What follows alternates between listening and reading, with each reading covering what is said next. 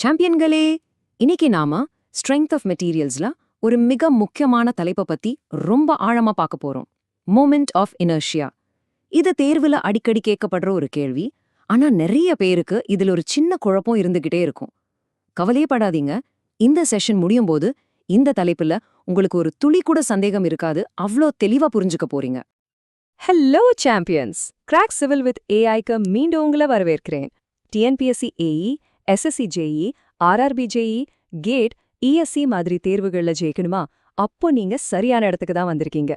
நீங்க நம்ம சேனலுக்கு புதுசா இருந்தீங்கன்னா, இல்ல இன்னும் சப்ஸ்கிரைப் பண்ணாம இருந்தீங்கன்னா, உடனே அந்த சப்ஸ்கிரைப் பட்டனை அழுத்துங்க.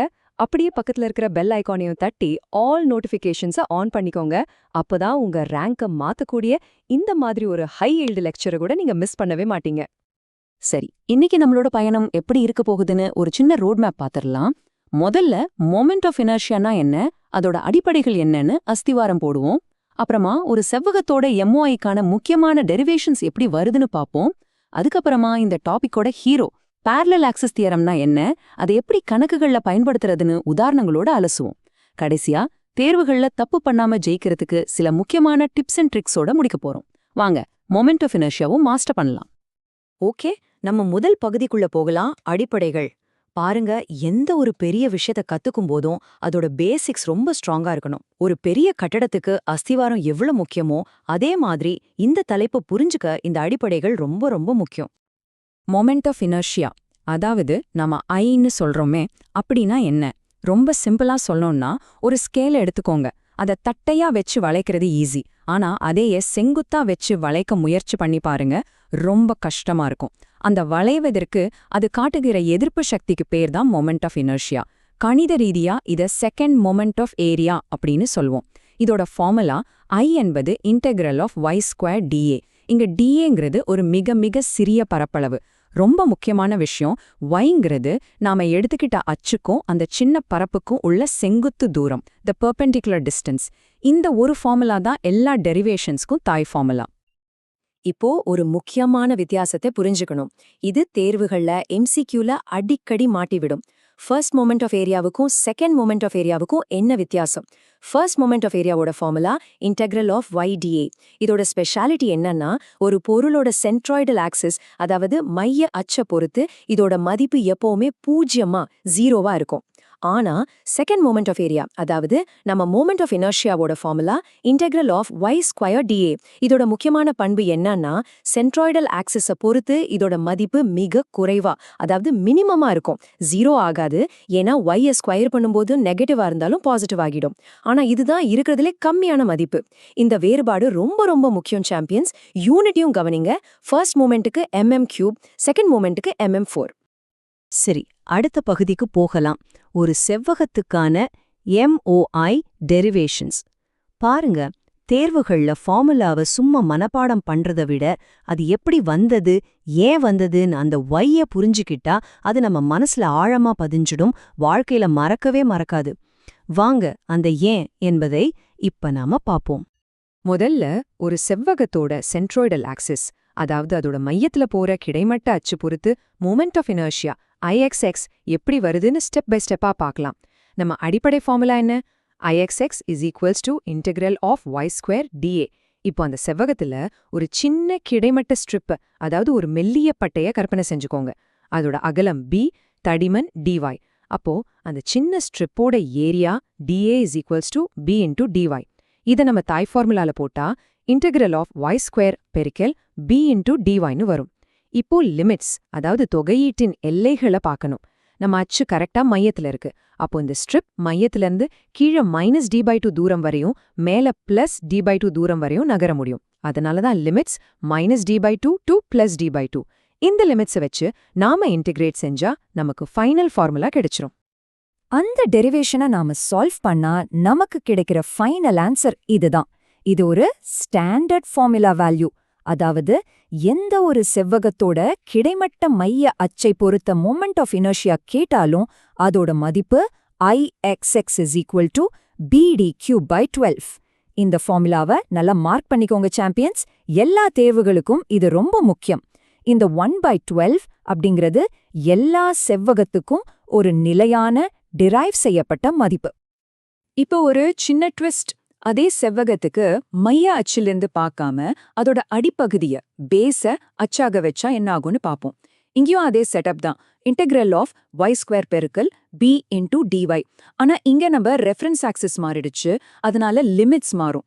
இப்போ நாம அடிப்பகுதியிலிருந்து அளக்குறோம். அப்போ அந்த ஸ்ட்ரிப் அடிப்பகுதியில y = 0ல இருந்து தொடங்கி மேல் பகுதி y = d வரைக்கும் நகரும். அப்போ லிமிட்ஸ் 0 to d. இத வச்சு இன்டகிரேட் செஞ்சா நமக்கு கிடைக்கிற ஃபார்முலா I base = bdq/3. இதுவும் ஒரு ஸ்டாண்டர்ட் ஃபார்முலா வேல்யூ தான், ஞாபகம் வச்சுக்கோங்க. சரி, செவ்வகத்துக்கான இந்த 4 முக்கியமான ஃபார்முலாக்களையும் இங்க தொகுத்து பார்க்கலாம். மையத்தை பொறுத்து கிடைமட்ட அச்சுக்கு Ixx = bdq/12, அதே செங்குத்தச்சுக்கு Iyy = dbq/12. கவனிச்சிங்களா? bயும் dயும் இடம் மாறிடுச்சு.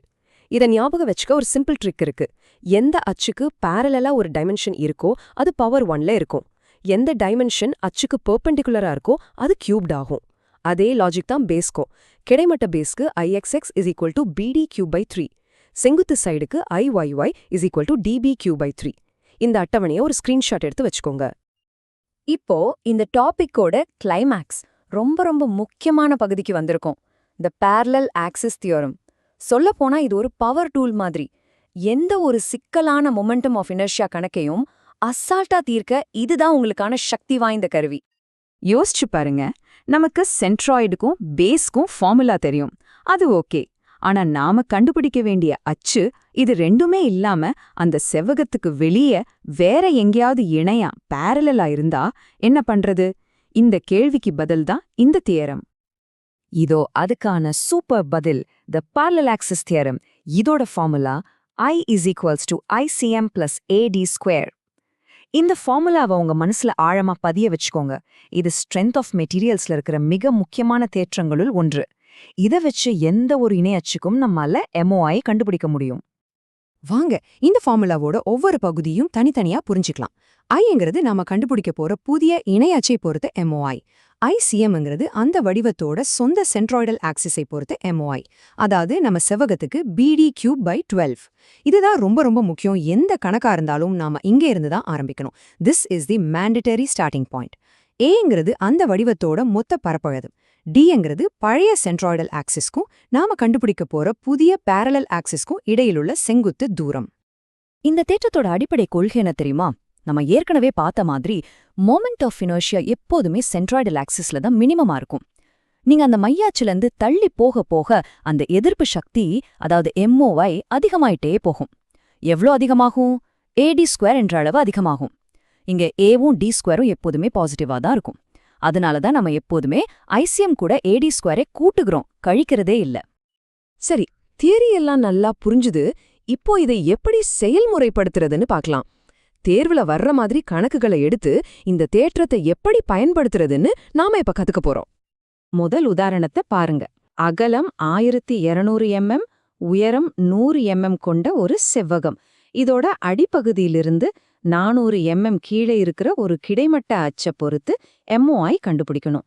நல்லா கவனிங்க, இந்த 1200 mm, 100 mm, 400 mm எல்லாமே இந்த கணக்கிற்காக மட்டும் நாம எடுத்துக்கொண்ட மதிப்புகள். முதல் படி, எப்போதுமே சென்ட்ராய்டல் MOI ICM கண்டுபிடிக்கணும். அதுக்கு நம்ம ஸ்டாண்டர்ட் ஃபார்முலா Ixx = bd³/12 பயன்படுத்தணும். அடுத்து ஏரியா A = b × d. இப்போ ரொம்ப முக்கியமான கட்டம், d என்ற தூரத்தை கண்டுபிடிக்கணும். இது சென்ட்ராய்டுக்கும் புதிய அச்சுக்கும் உள்ள தூரம். செவ்வகத்தோட சென்ட்ராய்டு அதோட அடிப்பகுதியிலிருந்து 100/2 = 50 mm மேல இருக்கும். புதிய அச்சு 400 mm கீழே இருக்கு. அப்போ மொத்த தூரம் 400 கூட்டல் 50 = 450 mm. இது நாம கணக்கிட்ட ஒரு மதிப்பு. இப்போ AD² டேர்மை கணக்கிட்டு கடைசியா ICM கூட கூட்டினா நமக்கு விடை கிடைச்சிடும். சிம்பிள். முந்தைய படிகளிலிருந்து நாம கணக்கிட்ட இறுதி விடை, கால்குலேட்டட் ரிசல்ட் இதுதான். 2.44 பெருக்கல் 10^10. இங்க யூனிட் ரொம்ப முக்கியம், mm4. தேர்வுகள்ல யூனிட்ல தான் நிறைய பேர் தப்பு பண்ணுவாங்க, அதனால ரொம்ப கவனமா இருங்க. இப்போ 2வது உதாரணம். அதே செவ்வகத்துக்கு இடது ஓரத்திலிருந்து 1000 mm தள்ளி இருக்கிற ஒரு செங்குத்து அச்சை பொறுத்து MOI கண்டுபிடிக்கணும். இந்த 1000 mm என்பது இந்த கணக்குக்காக நாம எடுத்துக்கொண்ட மதிப்பு. assumed for this example. முதல் படி, இப்போ செங்குத்து அச்சு கேட்டிருக்காங்க, அதனால நாம செங்குத்து சென்ட்ராய்டல் MOI IYY கண்டுபிடிக்கணும். இங்க நாம dB/12 என்ற ஸ்டாண்டர்ட் ஃபார்முலாவை பயன்படுத்தணும். ஏரியா அதேதான், இப்போ தூரம் dA கணக்கிடணும். செங்குத்து சென்ட்ராய்டு இடது ஓரத்திலிருந்து 1200/2 600 mmல இருக்கும். புதிய அச்சு 1000 mm தள்ளி இருக்கு. அப்போ மொத்த தூரம் 1000 கூட்டல் 600 1600 mm. இது ஒரு கணக்கிட்ட மதிப்பு, கால்குலேட்டட் ரிசல்ட். இப்போ AD ஸ்கொயரை கணக்கிட்டு ICM கூட கூட்ட வேண்டியதுதான். இந்த இரண்டாவது கணக்கிற்கான கணிக்கிடப்பட்ட இறுதி விடை இதோ 3.116 பெருக்கல் 10^10 mm4. மறுபடியும் சொல்றேன், யூனிட் mm4. இத மறக்கவே கூடாது. சரி, நாம இப்போ கடைசி பகுதிக்கு வந்தாச்சு. இதுவரைக்கும் படிச்சதையெல்லாம் ஒரு முறை தொகுத்து தேர்வுகள்ல ஆதிக்கம் செலுத்த தேவையான சில முக்கியமான குறிப்புகளை பார்க்கலாம். இது ஒரு ஃபைனல் ரிவிஷன் மாதிரி. தேர்வுகள்ல நாம செய்யக்கூடிய பொதுவான தவறுகள் என்னென்னு பார்க்கலாம். இதுல மிக முக்கியமான விதி கோல்டன் ரூல்னே சொல்லலாம். பேரலல் ஆக்சஸ் தியரமை எப்போதுமே சென்ட்ராய்டல் ஆக்சஸ் ICMல இருந்து தான் தொடங்கணும். பேஸ்ல இருந்தோ அல்லது வேறு எந்த அச்சில இருந்தும் தொடங்கவே கூடாது. இதுதான் நம்பர் 1 ரூல். ரெண்டாவது, கேள்வியில IXX கேட்டிருக்காங்களா IYY கேட்டிருக்காங்களான்னு 2 தடவை செக் பண்ணிக்கோங்க. BD Cuba DB கியூபான்னு குழம்பிடக்கூடாது. மூணாவது, D என்ற தூரம் எப்போதுமே சென்ட்ராய்டுக்கும் புதிய அச்சுக்கும் உள்ள தூரம் என்பதை உறுதிப்படுத்திக்கோங்க. நாலாவது, யூனிட் எப்போதும் பவர் ஆஃப் 4ல இருக்கணும். கடைசியா, AD ஸ்கொயர் டேர்மை கூட்ட மறக்காதீங்க. நிறைய பேர் அவசரத்துல இதை விட்டுடுவாங்க, மத்த கணக்கும் தப்பாயிடும். இத ஒரு கடைசி மறுக்க முடியாத மேற்கோளா ஞாபகம் வச்சுக்கோங்க. parallel axis தியரம் என்பது எந்த ஒரு இணை அச்சுக்கும் parallel axis MOI-ஐ கண்டுபிடிக்க உதவும் ஒரு சூப்பர் டூல். ஆனால் சென்ட்ராய்டை பொறுத்த MOI-இலிருந்து தொடங்கினால் மட்டுமே. இந்த ஒரு வரியை நீங்க புரிஞ்சுக்கிட்டா எந்த கணக்கையும் தப்பில்லாம போடலாம். இந்த ஆழமான மோமெண்ட் ஆஃப் இனர்ஷியா விளக்கம் உங்களுக்கு உண்மையிலே உதவியா இருந்தா மறக்காம அந்த லைக் பட்டனை தட்டுங்க. அது இன்னும் நிறைய வீடியோக்கள் பண்ண எனக்கு ஒரு பெரிய உத்வேகமா இருக்கும். பேரலல் ஆக்சஸ் தியரம்ல உங்களுக்கு இருக்கிற பெரிய சந்தேகத்தை காமெண்ட்ல கேளுங்க, அல்லது அடுத்ததா எந்த தலைப்பு வேணும்னு சொல்லுங்க. நான் சீக்கிரமே அதை பத்தி ஒரு வீடியோ போடுறேன். உங்க நண்பர்களுக்கும் இதை ஷேர் பண்ணுங்க. எல்லாரும் சேர்ந்து இந்த தேர்வுகளை வெல்வோம். ஞாபகம் வச்சுக்கோங்க, கன்சிஸ்டன்சி பீட்ஸ் டேலண்ட். தொடர்ந்து பாருங்க, தொடர்ந்து பயிற்சி பண்ணுங்க. உங்களால முடியும். அடுத்த ஹை ஹீல்ட் லெக்சர்ல சந்திப்போம். ஜெய் ஹிந்த்.